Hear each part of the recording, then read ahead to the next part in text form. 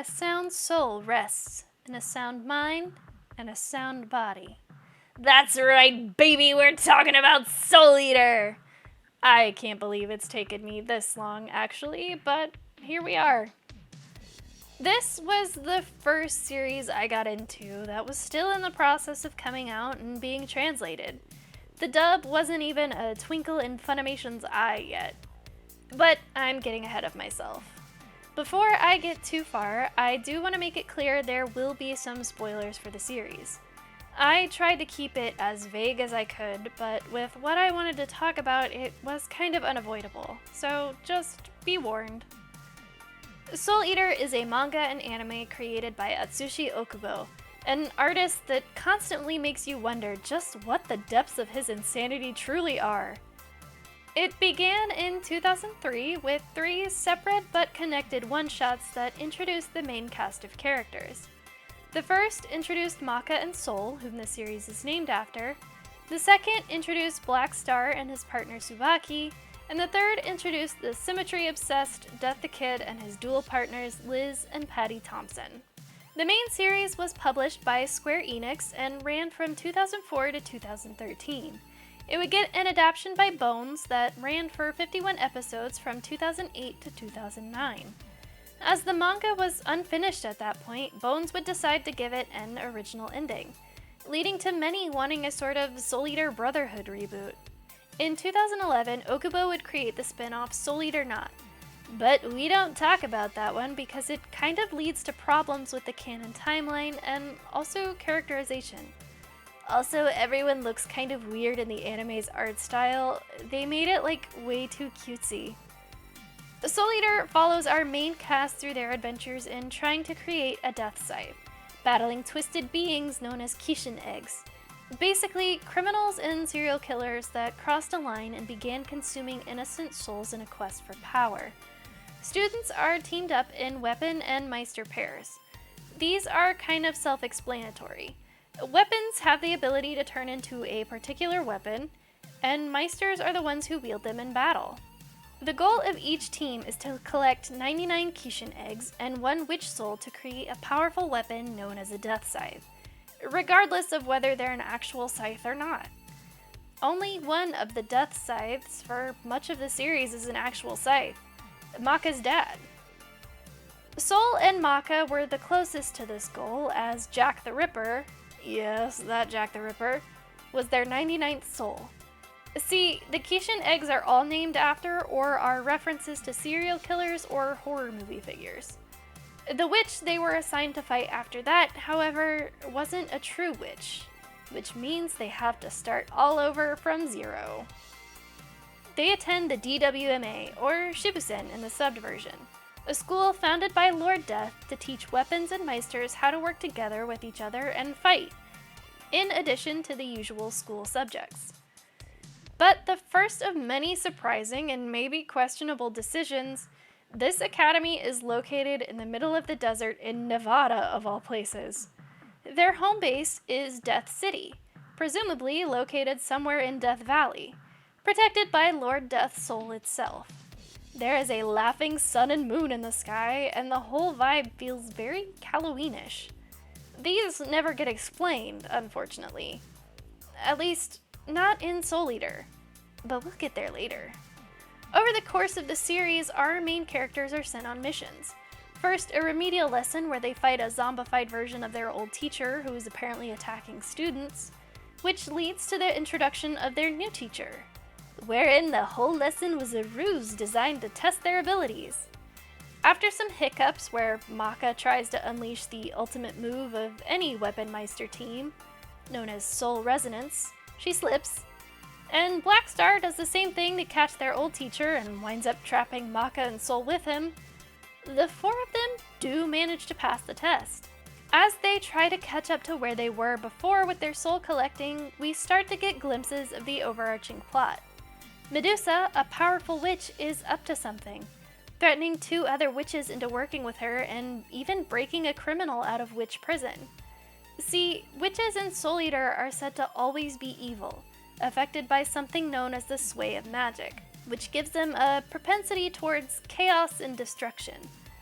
Despite this, they still have their own council and rules. They're supposedly always evil, with one exception later on.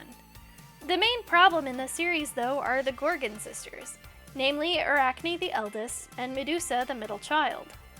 Even among witches, they are regarded as terrible. They will always draw the ire of the DWMA because they continually cross boundaries that even the rest of the witches won't cross.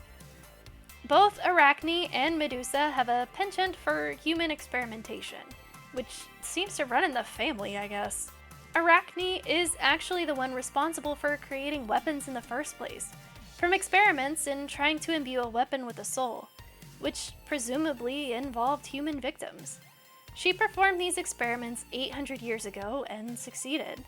If I remember correctly, Tsubaki's family is either implied or directly stated to be descended from Arachne's first successful experiment. However, because of this breach, Lord Death began to hunt her down in earnest. She would eventually fracture her soul into fragments, meaning literally every spider in universe is connected to her soul, and she went into hiding, sleeping for 800 years. Medusa, however, is hiding in plain sight, acting as the DWMA's nurse while she conducts her own experiments, researching the original Kishin and trying to replicate its power through the use of black blood. She seeks to create her own Kishin through being an absolutely horrific parent to her own child, Krona, at least until she has all the pieces in play and decides to resurrect the original Kishin, which has been sealed away beneath DWMA from the very beginning. We learn that Lord Death was unable to eradicate the Kishin completely, only able to strip him of his flesh and seal him away, grounding his own soul to the city's location in the process just to keep him bound. We learn that Lord Death had his own elite group, though we only learn the names of two of them, the Kishin Asura and Ebon, who comes in soon after. With the Kishin awake again, it becomes a scramble to find a way to combat him. Following a mission to retrieve an item left by Ebon known as Brew, while Medusa is laying low in the form of a little girl, Arachne steps in as the villain of this arc. However, this is where the anime starts to diverge. In the anime, Arachne seeks out the Kishin and acts as a sort of soothing, motherly presence up until he snaps and takes her soul. In the manga, however, she doesn't come into contact with him at all, and instead takes two DWMA students prisoner, one of whom is revealed to be a witch who fled the school after her reveal because she expects they're going to reject her. Instead, they launch a rescue mission, forming the elite unit Spartoi, comprised of our main characters and a select few of their classmates. In the manga, Maka and Sol are the ones to defeat Arachne, after Sol hijacks her power to instill fear in those ensnared in her web using his musical ability. Medusa also came along as part of a bargain with Lord Death, providing her knowledge of her sister because she's also taken Krona. But in actuality, Medusa has once again tricked them, revealing her true purpose for helping them. Her sister had discarded her body and become one with the madness, which becomes something of a tangible force after the Kishin's resurrection. Medusa was after this discarded body, abandoning the little girl she'd been possessing up until that point. And of course, Krona was never in Arachne's grasp. In the anime, the DWMA randomly becomes a mecha. Maka awakens her weapon blood after Sol takes a blow meant for her and gets knocked out, and she punches the Kishin so hard he explodes into all the souls he ever consumed. And it ends there.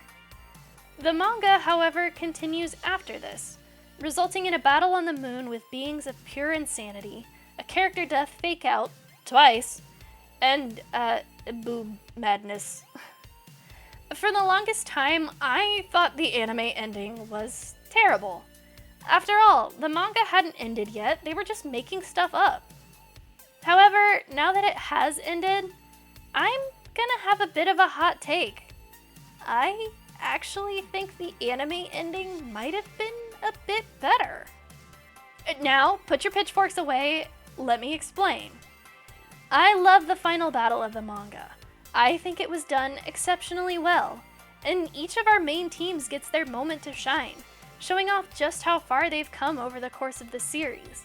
However, it's what comes after that I have a problem with. I won't go into too much detail so I don't spoil it for anyone who wants to read it, but due to a certain thing, after the battle is over, the fear and paranoia that led to the creation of the original Kishin in the first place becomes boob madness, where everyone is obsessed by anything vaguely boob-like and motherly. You can argue it's Okubo's brand of wacky comedy, but it falls so flat compared to the other gags that didn't rely on fan service. Like the whole exam saga, where Sol is struggling after he got caught cheating. Kid can't even get his name on the paper while Patty is full-on wrestling a paper giraffe. That's what feels funny to me. But the boob madness fan service just felt so out of place after such a serious battle that I pull the Excalibur face every time I remember it's even a thing. Maka, whose relationship with her womanizing father has been rocky at best, despite being the parent that stayed and actively shows up for her every time. Even though he's constantly making mistakes, he's still trying. While Maka's mother is fucked off to God knows where by now and doesn't contact her at all in the manga. The anime had her at least send postcards back to Maka, but this isn't present in the manga at all. She nearly loses her dad in the final battle, and the moment where they could finally start repairing the damage and healing, like, hugging her dad out of relief that he's still alive. The boob madness kicks in and she suddenly hugs Marie, another death side instead. I'm getting heated all over again just thinking about it. God. The rest of the ending is heartwarming, if a bit bittersweet, with peace brokered between the DWMA and the witches, and the promise that Sol will be the final death side. Maka does worry that Sol might leave her side, but Sol reassures her and tells her, even this melody is something we made together. They're never explicitly confirmed canon, but within the rules of the series, how Meisters can only wield weapons if their soul wavelengths align, they're basically soulmates. They're canon to me and my heart, and that's what matters.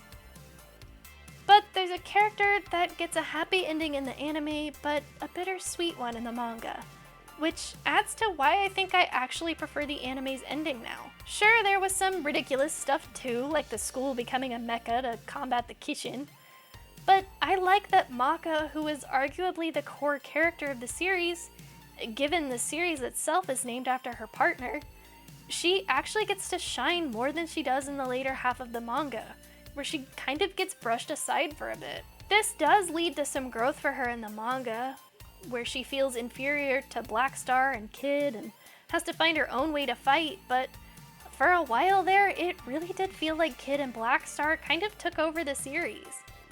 Sure, I think it's a little silly that Maka suddenly unconsciously awakens her weapon blood, but the series does kind of make the implication that it shouldn't be possible for that to happen. But she's the one to land the final blow in both versions of the series, and seeing her shine is something I always rooted for. Really, it boils down to which version you prefer. Of course, if Soul Eater were to get its own Brotherhood treatment, I absolutely wouldn't complain.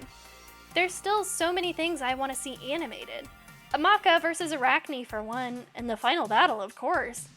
But it also comes with the caveat of the boob madness. If it wasn't for that, I'd probably enjoy the ending so much more. To that end, though, I'm also hesitant. As I mentioned before, Soul Eater Not was created as the series was ending, explaining some things that happen at the beginning of the series, such as why Sid is a zombie. It introduces the third and youngest of the Gorgon sisters, and it also introduces the idea of the Eat and Not classes. Eat students being the ones that take active roles in fighting, while Not students are essentially just regular students that are there to learn the basics before maybe going on to the Eat class. We see Liz and Patty early on into their partnership with Kid, still in a delinquent state of mind. These things I don't mind at all. But Not doesn't hold its momentum. It doesn't have the same charm. Jacqueline is doggedly obsessed with becoming Kim's partner and is constantly weak to Kim's manipulation, a far cry from the aloof and cool-headed girl we see her as in the main series. I genuinely don't even remember most of what Shala, the youngest Gorgon, does in the series beyond what happens to Sid. Sugumi, the main character, is non-committal to a partner because she doesn't want to hurt Anya or Mime's feelings. And it eventually devolves into an almost love comedy harem shenanigans when even another character is introduced at the very end. Also, I believe anime only, they decide that Sugumi has the same ultra rare type of soul that Maka is revealed to have in the manga. The reason why her soul is shown to have those little wing extensions that no one else has. Another character on the enemy side is also revealed to have it in the main manga, providing a rival for Maka to get stronger against. And now the anime for Soul Eater Not decides Sugumi does too? 3 people randomly with a super rare soul type that hardly anyone is supposed to have? It makes it feel not that rare at all.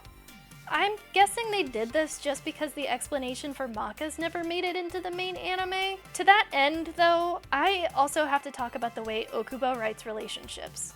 While the manga ends with only one canon relationship confirmed, I think he actually does a really good job at writing all kinds of relationships, especially subtle romance. I think this is shown most obviously with Soul and Maka, and perhaps Black Star and Tsubaki to an extent. For Soul and Maka, they trust each other implicitly. They may argue and butt heads over a lot of things, but they always come together and find their way again. Soul is someone who doesn't like to let people in, perhaps because of his childhood growing up in a rich musician family, where he felt inferior to his brother Wes. But this changes for him when he comes to the DWMA and meets Maka. For the first time, here's someone who doesn't think his style of music is twisted or frightening. While Maka doesn't understand much about music, she thinks it's cool. They balance each other out like 2 halves of a whole. Where Maka is driven and stubborn, Soul is more relaxed and chill, though he can definitely be just as stubborn as her. Soul reminds her to take it easy every now and then, and she reminds Soul that it's okay to be driven and passionate. There will always be people who accept him as he is, twisted and all. They care about each other to the point they're willing to put themselves in harm's way if it means the other will survive. Soul throws himself in front of Maka multiple times, and Maka risks severe burns after a training exercise gone awry leaves her briefly unable to wield him because their wavelengths got bumped slightly out of sync. Even when Maka's confidence takes a nosedive later in the manga, Soul is right there to remind her that they're a team. It doesn't matter if she's weak on her own because he's always going to be right there with her, and that no one else can wield him with the skills she does. In Soul Eater Not, they're called in to do a demonstration, and it's described like watching a dance. Maka's skill isn't because Soul is doing the heavy lifting like she fears in the manga. Rather, it's the trust they have in each other. They work together like they're dancing, which is honestly imagery used for them a lot. Maka's presence even becomes soothing for Soul later on, allowing him to keep his own madness in check. And yet, with all that, Okubo still didn't say one way or another whether they were canon. Black Star and Tsubaki are similar to this in a way. Black Star is so full of himself that no other weapon could tolerate his wavelength. But Tsubaki, who is quiet and perfectly happy to take a back seat, can tune herself to any Meister's wavelength. Because of this, she's the only one that can handle Black Star. While she can get exasperated with his antics, she also balances him out and brings his energy back down to ground level. Even if it was pure circumstance that brought them together, Tsubaki is the only one Black Star is willing to share his spotlight with. He endured a beating just to stand guard over her while she fought with her brother. He even tells her at one point that if he's the dark night sky, then Tsubaki is the stars. For Death the Kid and the Thompson sisters, it's a bit different. While Liz and Patty can easily wield each other because they're family, what holds them in balance with Kid is mutual admiration. While the other 2 examples have leaned more romantic, this one is purely platonic. The sisters admire Kid's kindness and adherence to fairness, even if his symmetry obsession can get a little old. They know they can rely on him, and thus opens them up to a world they didn't think they'd be able to experience, with a proper roof over their heads, proper meals, and even friends. Kid himself admires their wild spirits, their freedom. The 3 of them deeply care for each other, but unlike the other 2, I've personally never felt anything romantic in their interactions. They're like a family. Like they've adopted Kid as their younger brother they have to look after. But the way each of these partnerships are written is just so fantastic to me. Like, Okubo really hit it out of the park with Soul Eater. Unfortunately, it did seem to kind of fall off in Knot and Fire Force. Still, I take a lot of inspiration from the way he writes relationships in Soul Eater, platonic and romantic, and I hope to capture some of that magic in my own writing. But I can't end this video without mentioning something else. Something that came as a surprise to literally all of us, I think. I want to preface this with another spoiler warning. If you have not finished the Fire Force manga and you don't want to be spoiled, stop here and come back later. If you have read it or you just don't care, on we go. Fire Force was Okubo's next project, and a lot of people, myself included, immediately noticed some similarities with Soul Eater. Only instead of Kishin eggs, it was the spontaneous human combustion phenomenon. It seemed to hit a lot of similar story beats. And then, towards the end, Shinra creates Lord Death, a new god to rule over the world. The world is essentially rebuilt with wacky new rules. This is the explanation for the twisted forms of the laughing sun and moon. Far into the future, Lord Death creates Kid in Shinra's image. Maka is probably Tamaki's descendant, and Tsubaki is probably Maki's descendant, and so on. Completely blindsiding all of us out of nowhere, Fire Force is a prequel to Soul Eater.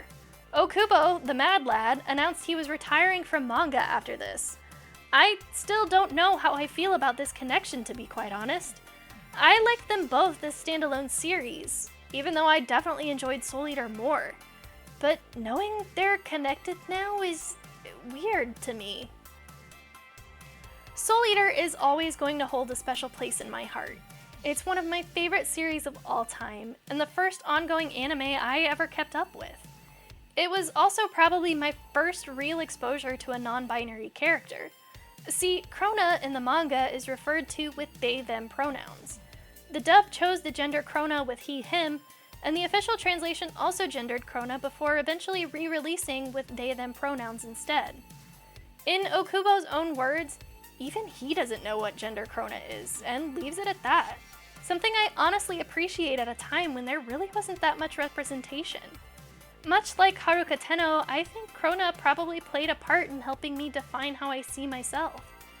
I still dearly love the characters in the story despite its flaws. Do I hope that it'll get a new, more faithful anime someday? Yeah, of course. But, like I said, I still have issues with a big part of that ending. So, for now, I guess I'm one of the few who prefer the anime's ending. Because everyone gets a happy ending after all that fighting. I guess my ideal ending is one that combines both. One where Maka lands the final blow, where she gets to hug her dad and realize that while yes, her mother was strong, her father is the only one that was actually there for her. An ending where a certain someone gets to come back home. An ending where Soul gets to become the last Death Scythe, where he and Maka continue to work together as partners. Where peace settles over the world between the DWMA and the witches. There's always going to be Kishin eggs to deal with, but for now, at least, there's peace. As always, here's a look at the final piece. Does this pose make sense? Probably not. Are Soul and Maka always holding hands or in physical contact in some way? Yes. Which is why I tried to come up with something that was both visually interesting and in character for both of them. I went back in and blurred the background just to make them pop a bit more, and I actually really like how it turned out. The window shapes are a bit wonky, but honestly, given the whole vibe of the series, I think it still works out. Overall, I'm very pleased with how this turned out. If you've made it this far in the video, thank you so much for watching. Thank you for listening to me ramble about a series very near and dear to my heart. I definitely recommend checking out the series. But I'm going to recommend both the anime and the manga. Maybe watch the anime first and then go on to read the manga. Don't let my opinion of the ending sway you. But I am curious to hear your thoughts. Do you prefer one or the other? Do you feel the same way about the manga's ending? Let me know down below. If you liked this video, please consider leaving a like or subscribing if you feel so inclined. If you'd like to support the channel, I have an Etsy shop linked down below, currently offering some digital goods, like a pre-made sheep-themed VTuber model, and eventually some handmade goods like felt plushes, and some prints of my art. No pressure, as always, though. Until next time, see ya!